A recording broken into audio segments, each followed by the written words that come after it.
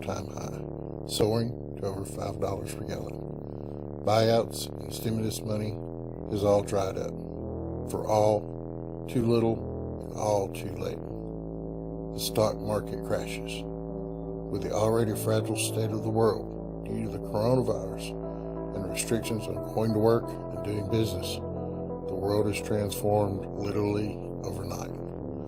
Large cities are now only lit at night from the fires that burn to keep the overwhelming number of homeless and cold warm. Other fires are from break-ins, riots, chaos from those who were unprepared and who can no longer afford to get their prescriptions filled that they need to keep them stable.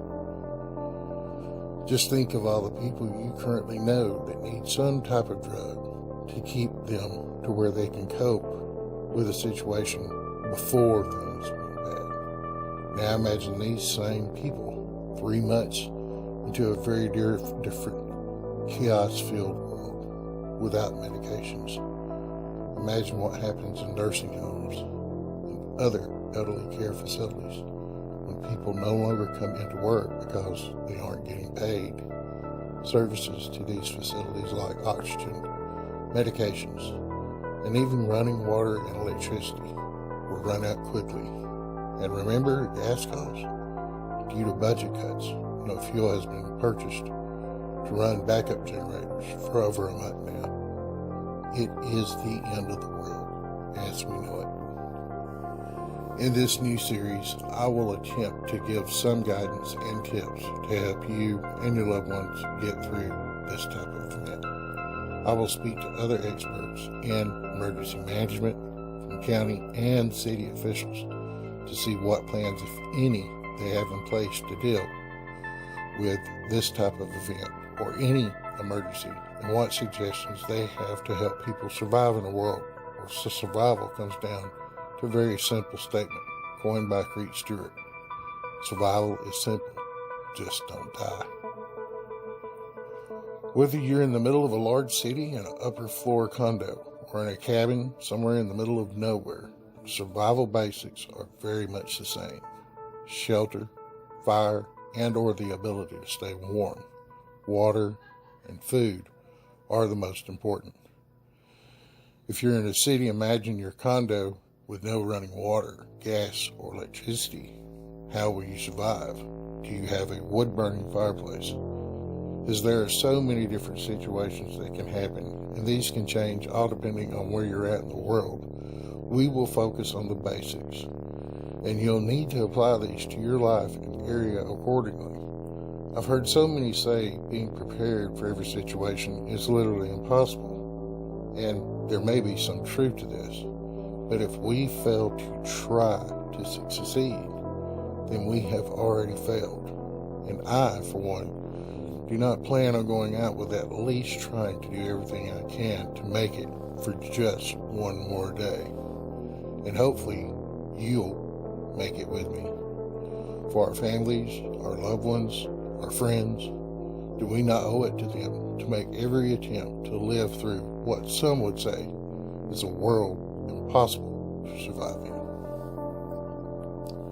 One of the first suggestions I would like to extend it and put out there into the world is that we should get to know our neighbors. If we do not know them at all, reach out, make contact before things go bad, and get to know these people so you can open a dialogue with them. And you can also kind of get to know their personality to a degree before something major happens.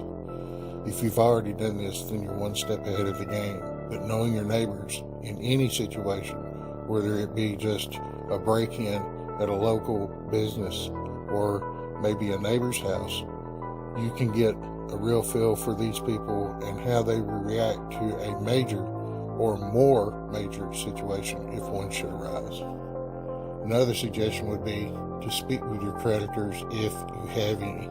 Find out if they have any type of plans in place in emergency situations, and if they are already doing something because of all the pandemic lockdowns and restrictions currently being levied across many countries and states, and pretty much worldwide at this point.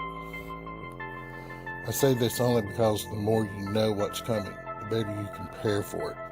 Talk to all your creditors and get an idea if they're preparing for anything. If not, you may want to consider other options.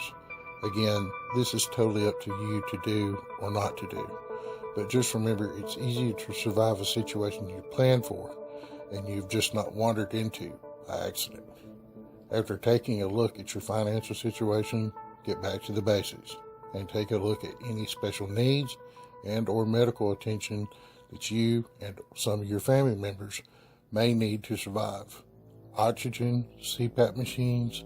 Do you have a plan in place to run items off of electricity when there is no fuel or gas? What alternatives are there to a generator that you have now that there is no fuel to run them?